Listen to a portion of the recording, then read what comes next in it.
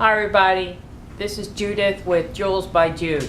We're going to do a polymer clay cane. It's going to be a very simple stripe cane that you can use for borders and trimming other gems and such. So let's get started.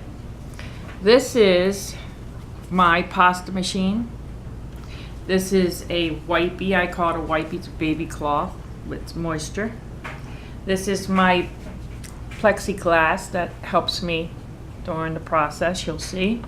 This is black Primo clay. Let me pull off that part so you can see it's black and it's Primo. This is Craft Smart. I believe that's the name of this. Let's get that. Craft Smart, yes, white.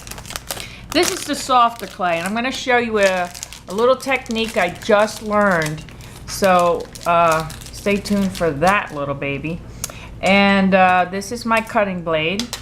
These are two pieces of printer paper, my tissue blade, my ruler, my glass.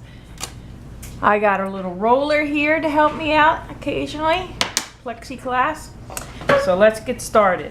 So what I have here is I am going to get started with running this tissue, this wipey, through, it's damp by the way, through my machine just to make sure it's clean.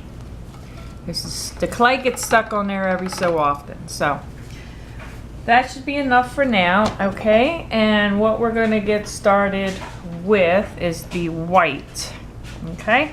And what I'm going to do is what they call condition the clay. Now my white clay in this instance is soft. So it's not going to take long to condition this clay. In fact, sometimes it's too soft, and I'm going to show you how to help fix that in a little bit. So this is going to go through the pasta machine for part of its conditioning, and I'm only going to put it through twice because it's very soft. I live in Florida, and obviously it's warm here. I think I'm going to put it through one more time, guys, just for the shape of it. And I am going to show you what it looks like. There we go. I think that's better shape. Okay, I'm going to put this here. And this is soft, and it's conditioned, and I just learned a technique that they call leaching, and that is taking some of this softness and stiffening it up by having the paper absorb some of that moisture.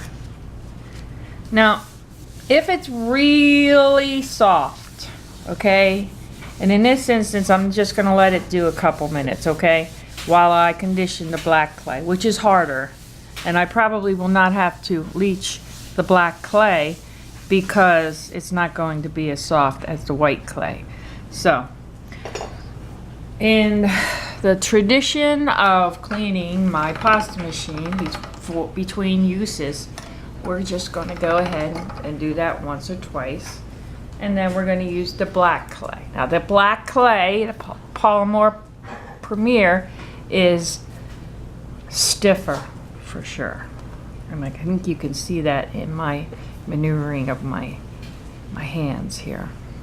So I'm going to just press it around a little bit to see if I can get it a little bit conditioned with the warmth of my hands.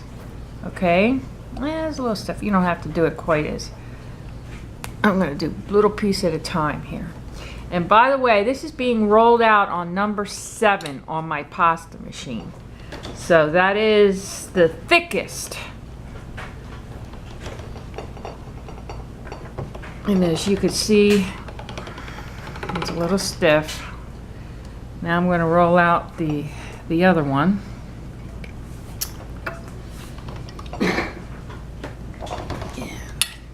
Sometimes I even stand for this, but I think I got it. join them together.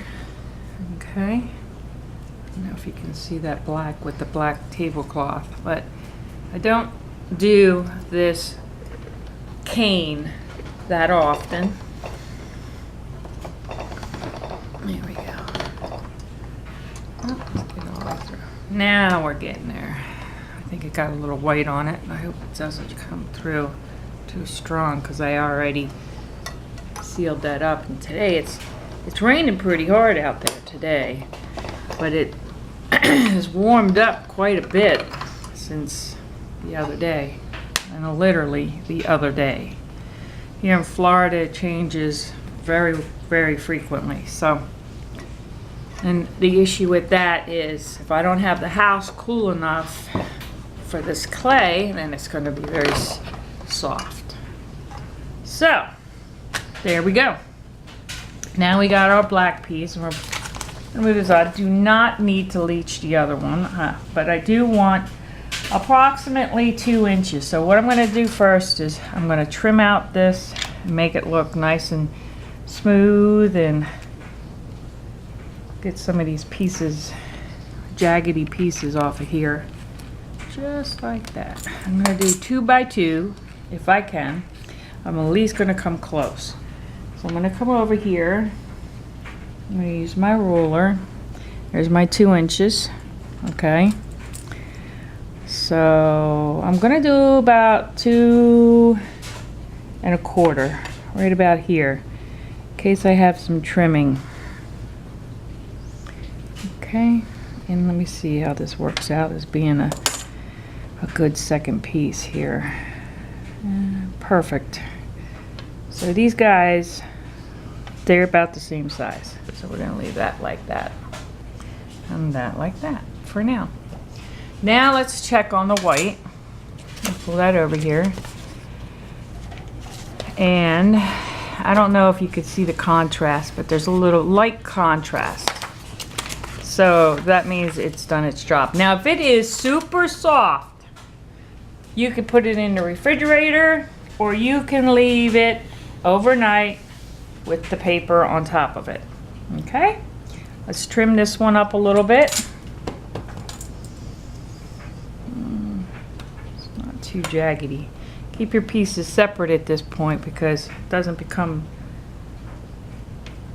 scrap until you join the pieces. Otherwise it just goes back to the way it was, and that's just plain old white instead of scrap.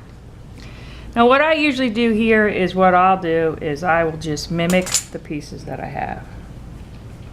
I will just lay that on top of there because that's the best measurement regardless of the measurement. And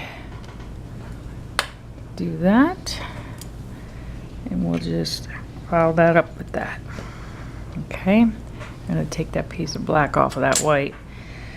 And as you can see, we have a little bit of a trimming to do on this side, and I just flip that over, making sure that my razor blade is down, my fingers are on top. Here if you notice, I have the plastic ones there to hold that, and I also have ones that I have taped. And that also reminds me where I should be putting my hands instead of on that blade. You don't want to get a nasty cut. I actually got a cut opening the package once upon a time. So you have got to be very careful with these. And let me see, move in here a little bit more, trim this up. Okay. Now, if you've been watching, I have just done a basic 2 by probably 3. Yep, 2 by 3, which is fine. I said 2 by 2, but you know, it's what you want. Now, you may want a 2 by 2, or you may want a 2 by 3, and whatever size you're going for, you know, you measure it out. Now, if you look closely, can you move that in, Chuck, a little bit? I don't know if they can see this bubble. It's like a little bubble. Okay, so he says yes. So I want you to see how I'm going to just smooth that out. Very gently smooth it out. Okay, and in fact, I'll probably pick it up and squeeze just a little bit, because I do not want these to mesh completely together. I really do want my stripes to be clear and decisive. So when I'm using them and I'll use them on the border, I'm hoping that maybe I'll find a pretty gem or a stone or a rock or a fossil or something of that sort where I can actually, now it's just being a little stubborn, so watch this. Can you zoom in on that for me, Chuck? I'm going to slit it just a little bit and push it, and the air should come out of it.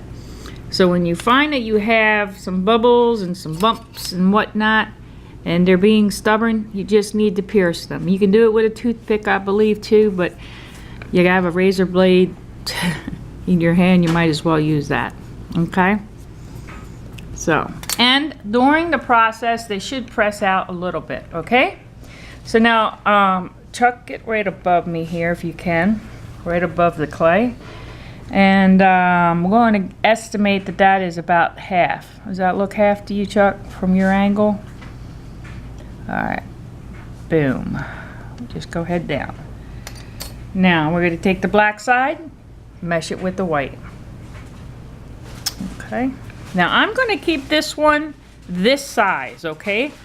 I could add more layers, but I want to make sure that I have the length and I have enough. I already have enough stripes. Let me see. I got 1, 2, 3, 4 on each. Okay, 4 of each. See them bubbles? We're gonna press those out, and that's how we're gonna do it. And when I mean press, I mean gently, gently press. Do not smush them together too much. See if you can bring them to the side. If you can't, use your blade. Okay, use your blade the right way, so you don't get cut. There you go. All right. So now that I have gently put my pressure on that, we're going to start slicing. Okay, I'm going to show you this, and then I'm going to show you, I'm going to combine it again and show you another way. Okay, now this is just to show you how the canes are made, okay? And what I want to do is I want to get a nice clean, that's the end. That's just a trim. That's not the actual slice. Now that I have that, I want to clean up all my ends. These are just clean. I'm just cleaning up my ends at this point, making sure that it's exactly the way I would like it to be. I can use these in another project. Scraps can be used to make beads. Scrap does not dry up, which is great. Maybe over many years it might, but you primarily want to cover these canes, your clay, from dust and dirt. That's your villain on that. Now see, I had to turn over. I had the camera slightly in my way for obvious reasons. There we go. Now, there's a little speck there, but that can go away. But this, as you can see, looks a heck of a lot better trimmed up. Now, what I'd like to do is show you what I might use as a border, and what I'll do is keep it as, here we go, and there we go. Now you see this side here, you see the lines. Here's the bottom, it's got a little speck on it, but we can get rid of that, and this is the sides. Now if you find yourself that you need to just squeeze it a little bit to, you know, fit your piece, then that's how it is, and that's what it looks like. That's a longer one. It's the one I would likely use. I may not use it as thick, and you do not have to cut it this thick, because that's going to give you a very thick edge, if you could see that. Okay, so but it needs to be a little bit larger so you can see it clearly, but you can definitely trim it down. Now I'm going to do it one more time. Yeah, could have been a little better cut, but when you have an offset cut, see how that happens there? I'll have to deal with that loss of the cane, but I lined it up at least on 1 or 2 sides. See it? 1, 2, and 3. Now I have many more lines, okay, but my cane is shorter, so now I have to fix where I didn't line it up properly, which is okay. I mean, this is very forgiving, I would say.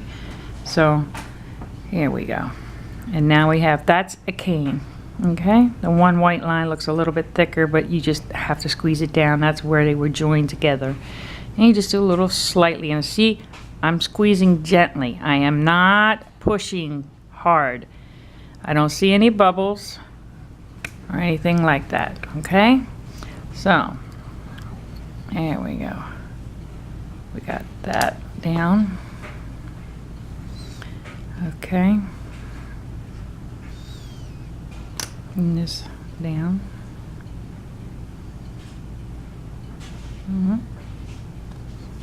Can make them very, join these together.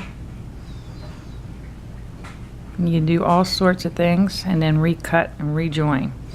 Okay? Now, that is an example of a very basic stripe cane. Okay? And that's it. I'm going to show you later how to apply this to other classes and techniques. So we're just calling this the stripe cane video. So if you need to know how to do a stripe cane, this is your stripe cane. Okay? Thanks.